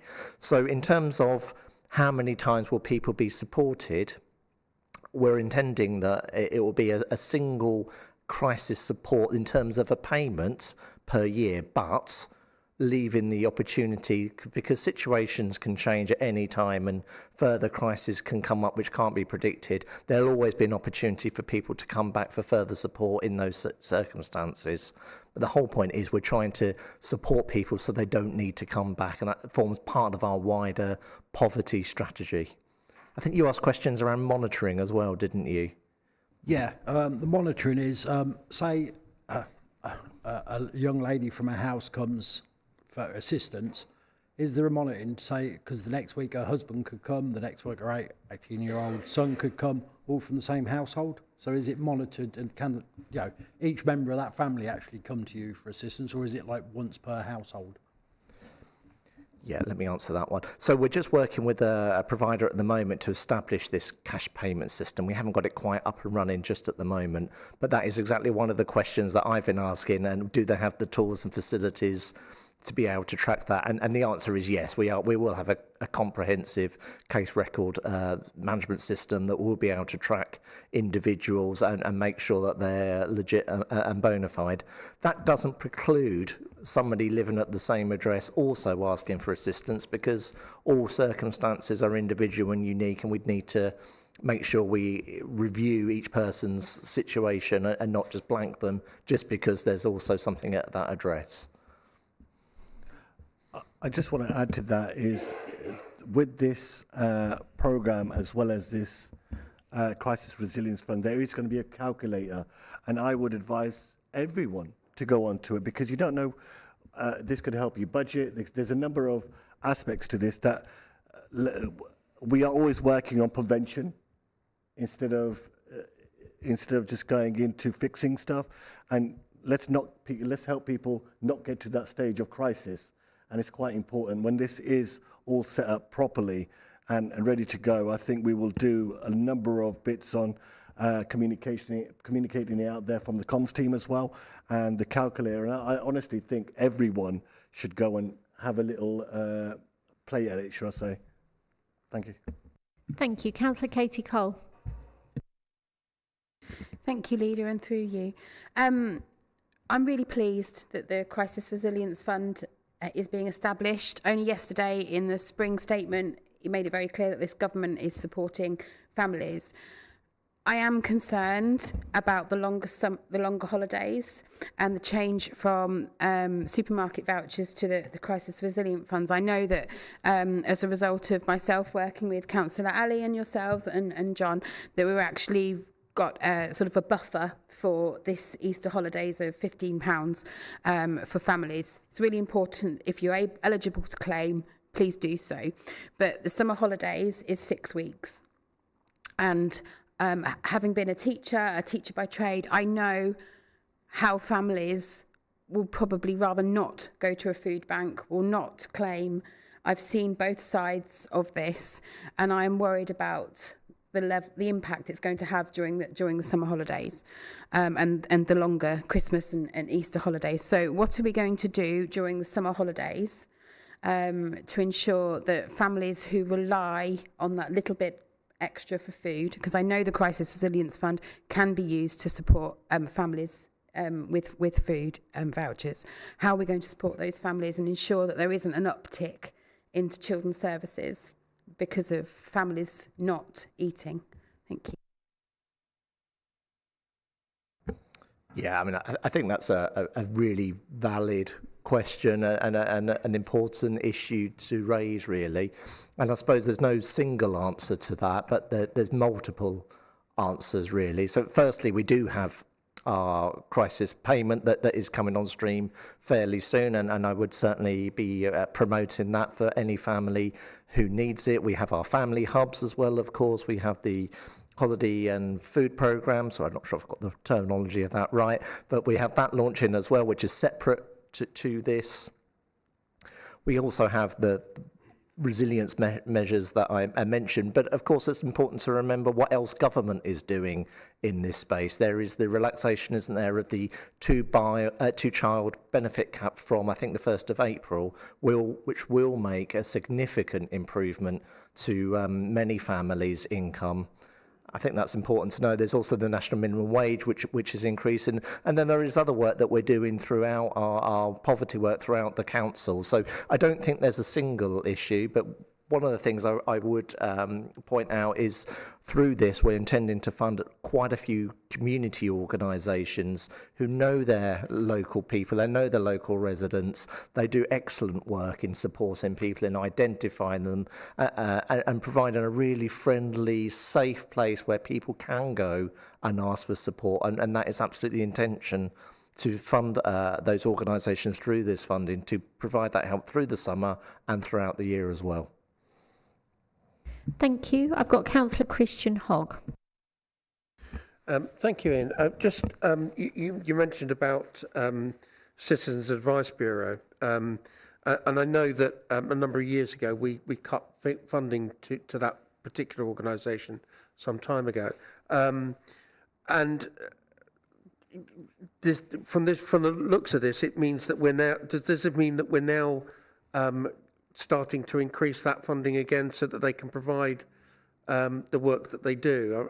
I'm mindful of the fact that, in the past when I've said to people, maybe you need to go to Citizen Advice and get a budget done, etc., the backlog is really quite huge, and it's a bit of a false economy. The fact that we've kind of disfinanced that service, meaning that probably more people are having to present themselves because they're not unable to get the help that they need.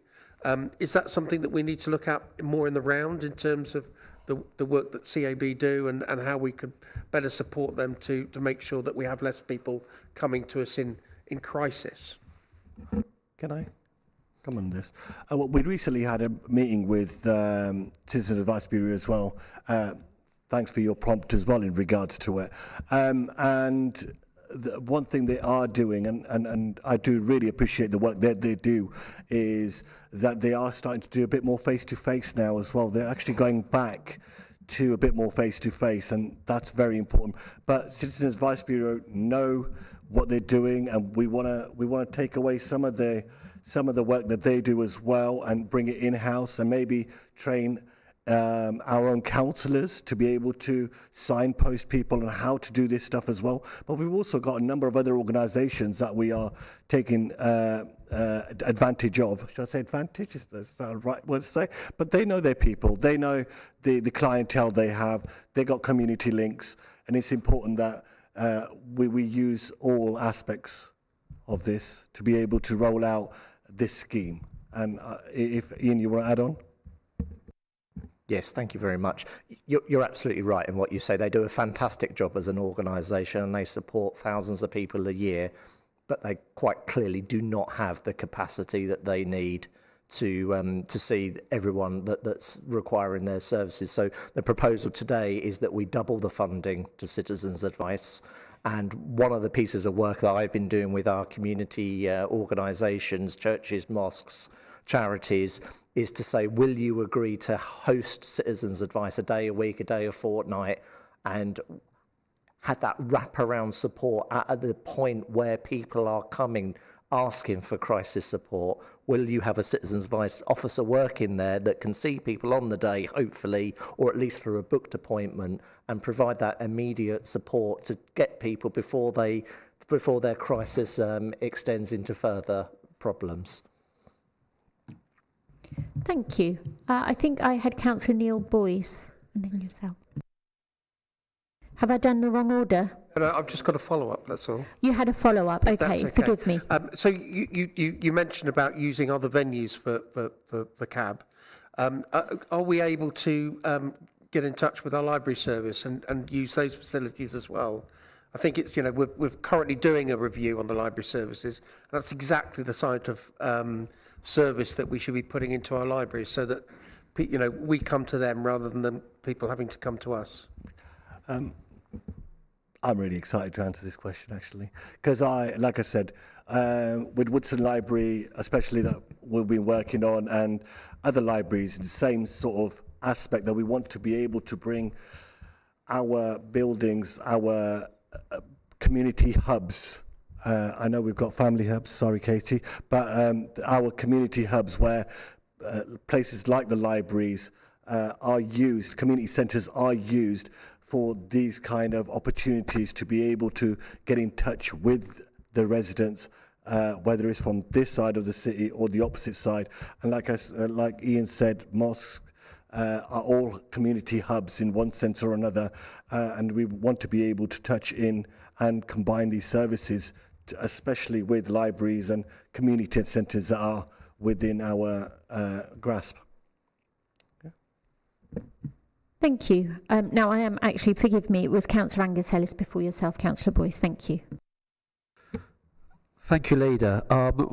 Just to add on to something which Councillor Katie Coe says, I mean, there's lots of reasons why people need to apply for a crisis resilience fund payment, etc. I mean, I remember when there used to be crisis loans at a job centre when I, used to work there, but they don't do that anymore. But the one thing, there's a lot of other things out there. I mean, for example, if that a family are having a problem with a school uniform, there's the Roots and Rise school uniform place they can go to at Queensgate to get, to get a reused, to recite a recycled uniform.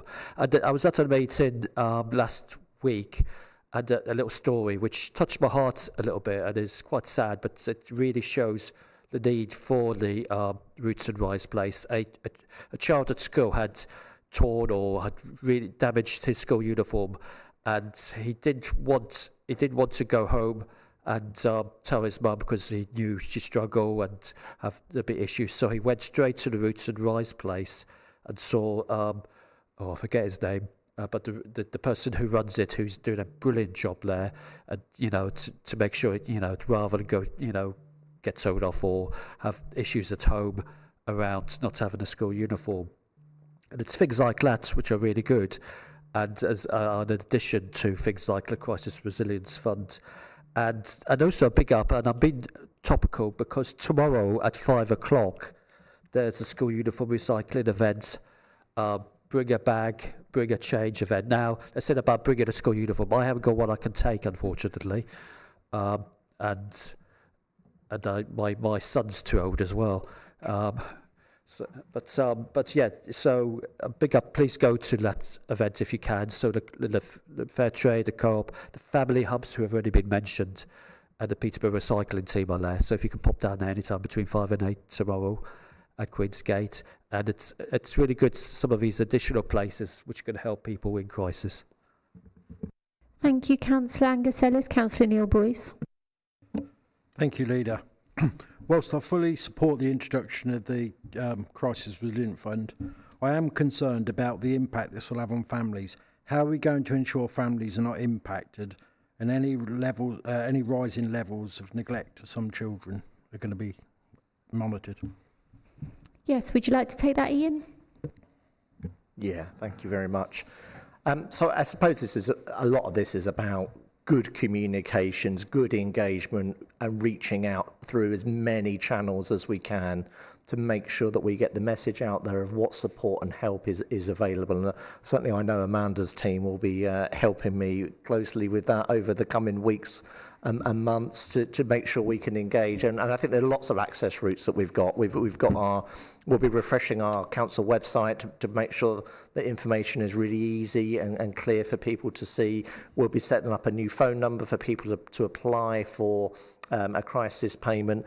And we've already mentioned the multiple access points where people can come and speak to somebody face to face throughout the community and council services as well. And in due course as well, I hope that would extend to frontline workers across the council, whether that be in social care or housing or anyone else that understand what the support offer is and can provide that as part of their day-to-day activities and roles. Thank you very much, Ian. Now, I did have prompts from the Director for Children's Services and from the Director for Adults and Health. Did you want to add anything, John?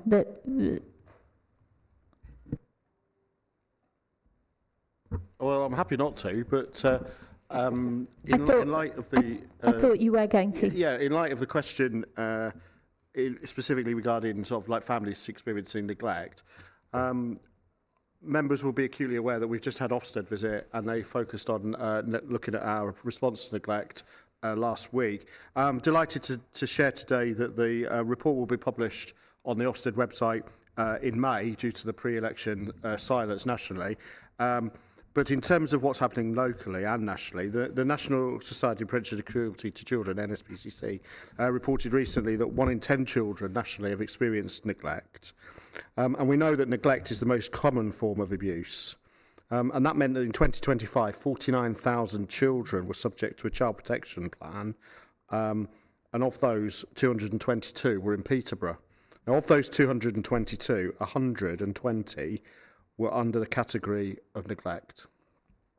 But we know that there are many more children who are affected by the issues of neglect and are supported by many excellent colleagues from across the city's children's workforce, in our schools or in a number of third sector organisations.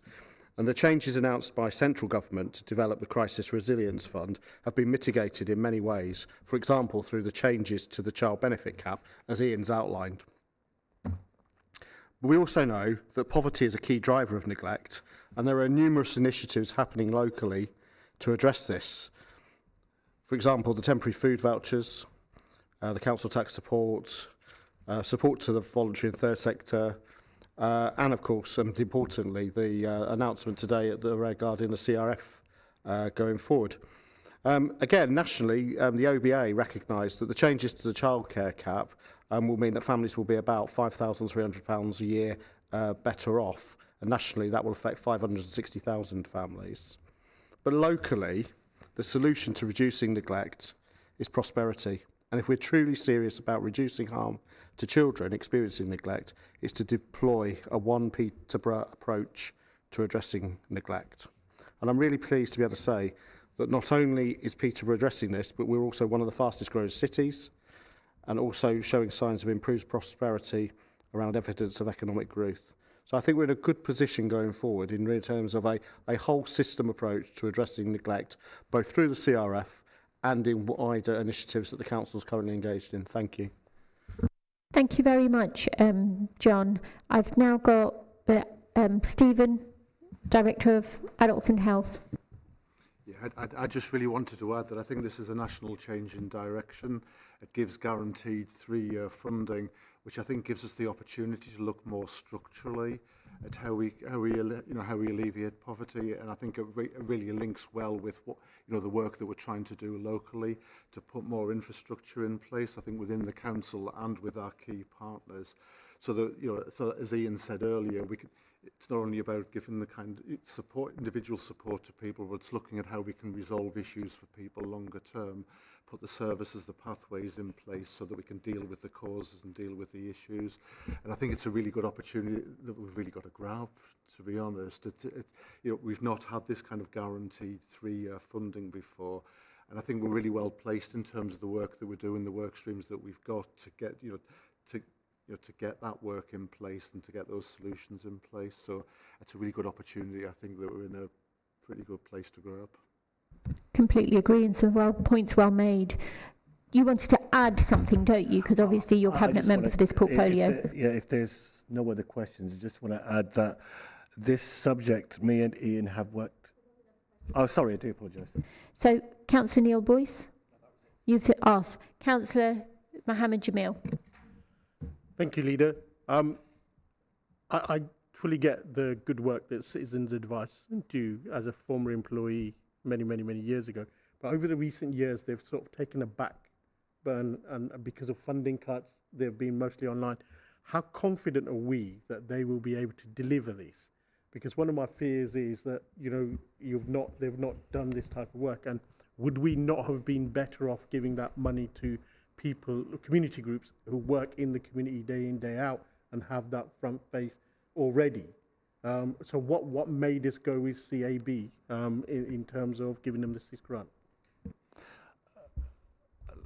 I can answer this.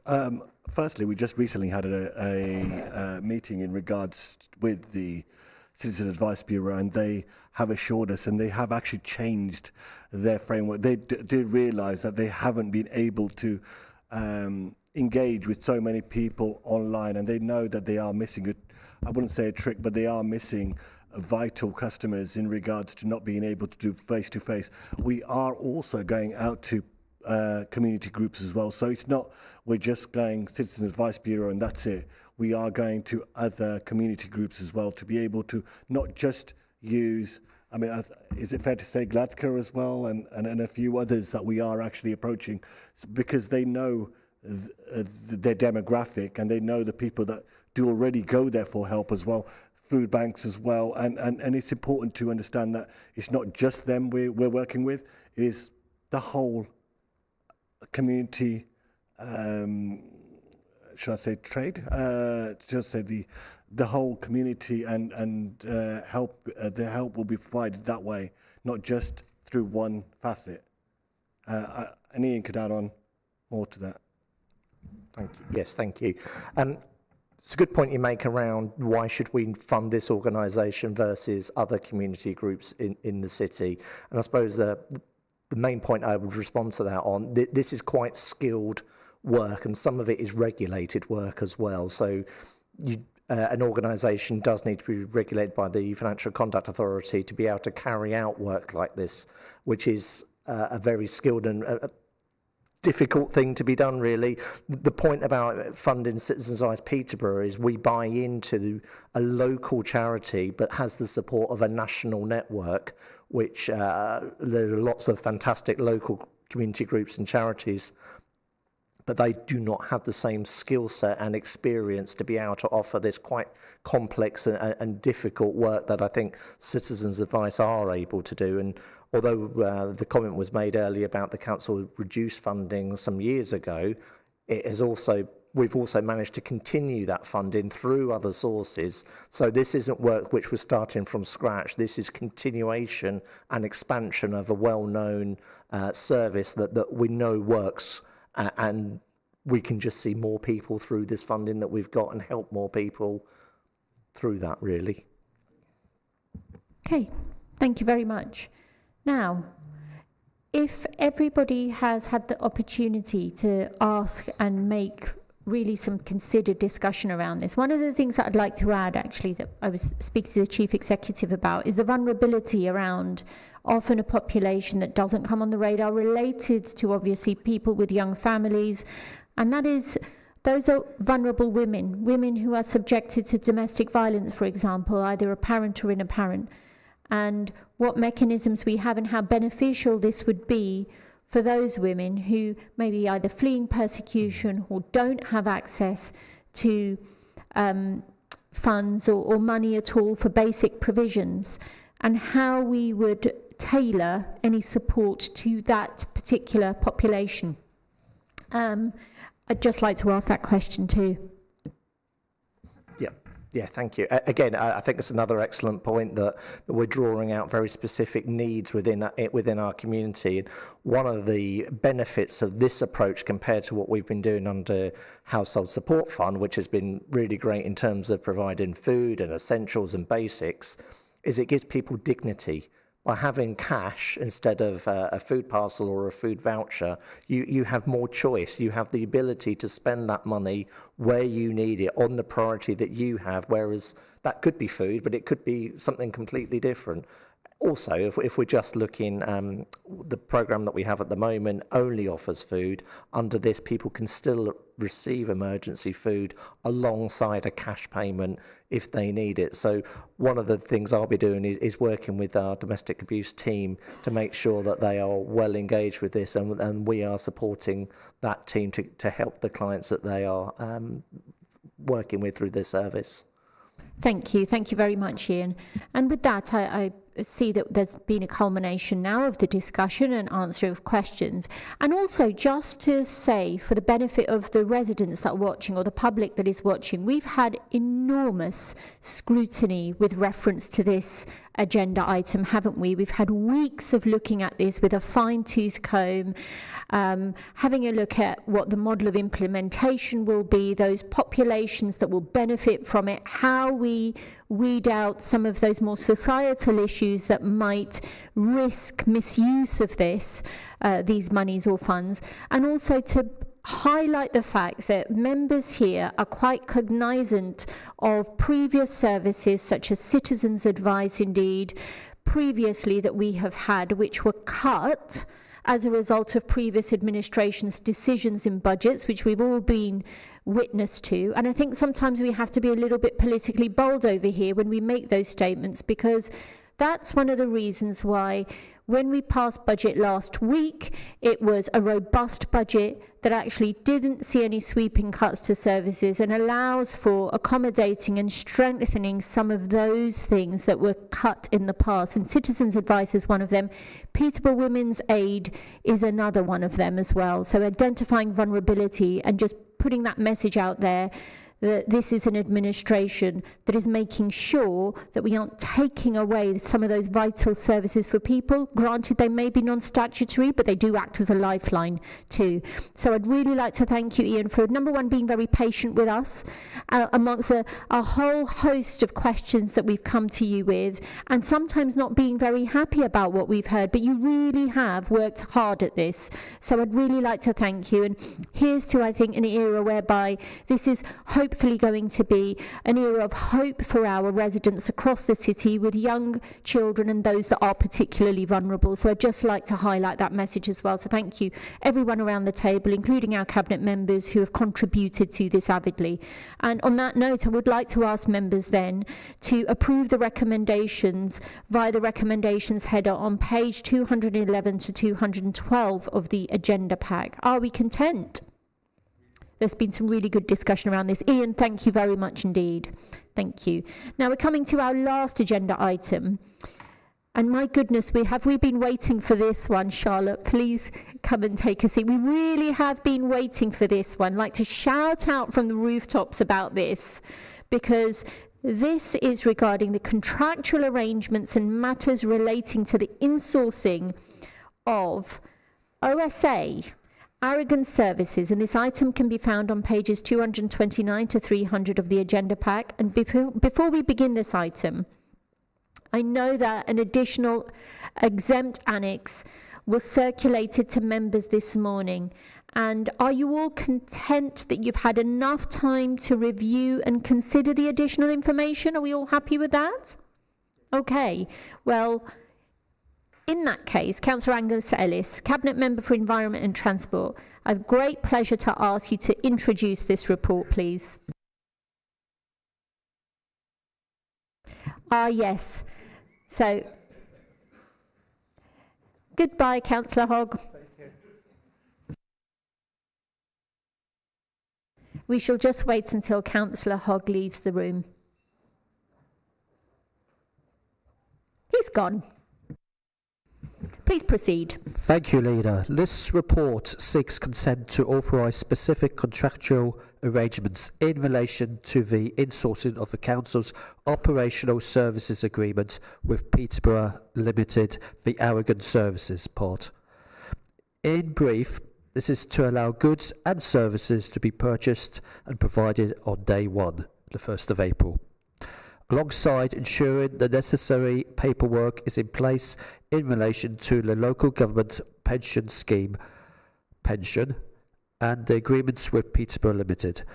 I would like to take this opportunity to reassure colleagues that the work to bring our colleagues from Aragon into the Council for the 1st of April is progressing very well.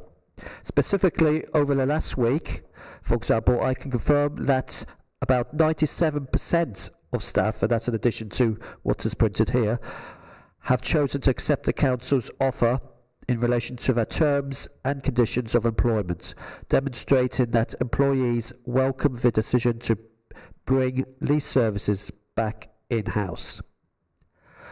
When I was first made Cabinet Member for Environment and Transport back in August 2024, my first meeting with Adrian Chapman, the Executive Service Director, this was a subject we were discussing.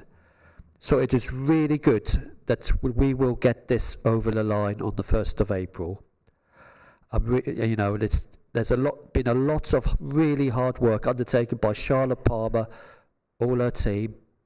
The trade unions have been assisting, the staff at the Peterborough Limited Aragon, the guest reps and everybody, all the work which has had to be done to unpick and get all the information we needed. This report you see here is the nuts and bolts, some of the nuts and bolts which need to be doing, but I cannot emphasise more the benefits to not just the staff about better terms and conditions, but also to Peterborough.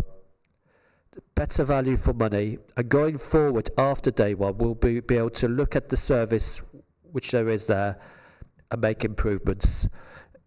And with the help of the staff there who, at the end of the day, know the job inside and out, and will be able to help us do a lot more. So I welcome questions, comments, and Charlotte is here to answer any specifics and make any comments as well. Thank you very much, Councillor Ellis. Right. Comments, questions, anything at all? Councillor Zamir Ali. I, for one, would thank this coming back into house. I think it's been far too long that it has been a separate entity in one sense, and I think all the hard work, and I thank everyone involved in it. So that's my little bit from there. Thank you very much, Councillor Ali. Councillor Mohammed Jamil.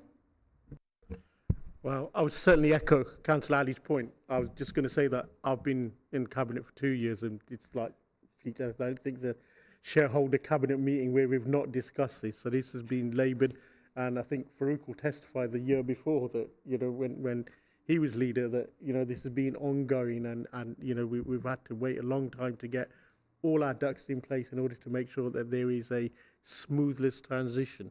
So I'd like to also, echo Councillor Ali's point that, it's well done to everyone who's been involved from day one, and that includes previous administrations and ours. But, we're going to say we're going to take credit because it's at the end.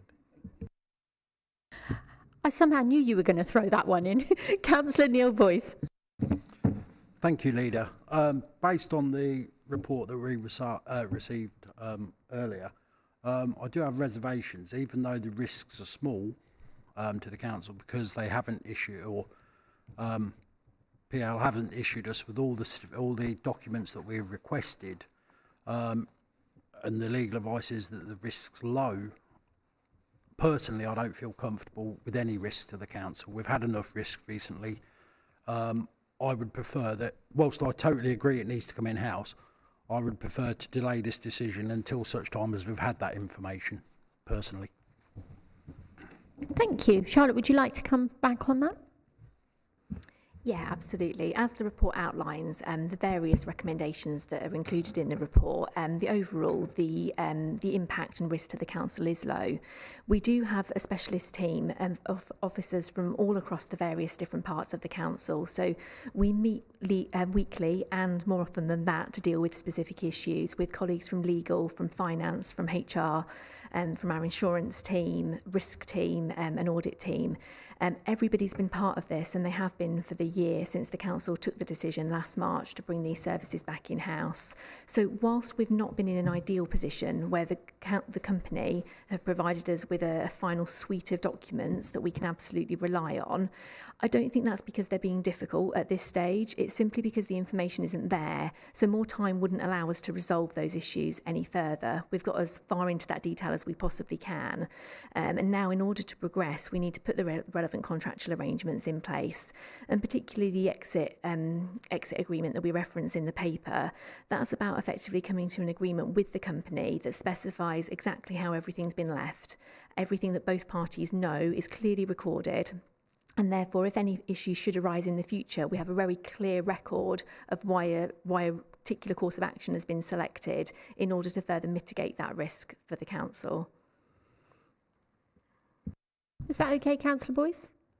It is, but could I just take a quick follow-up? You're saying that this needs to be put in place, and this record, is that done yet? If we approve this, is it done, or have we still got to wait for it to be done?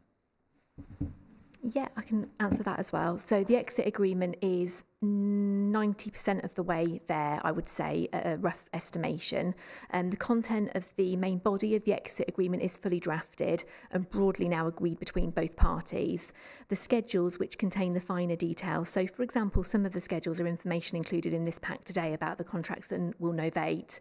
Other details we're refining at the moment, for example, the asset list and agreeing which assets the council wish to receive back from the company effectively. So with the final bits of information coming through at the moment, but I have confidence in the interim managing director at the moment that they're absolutely aware of what needs to be done and what timescale they're working to.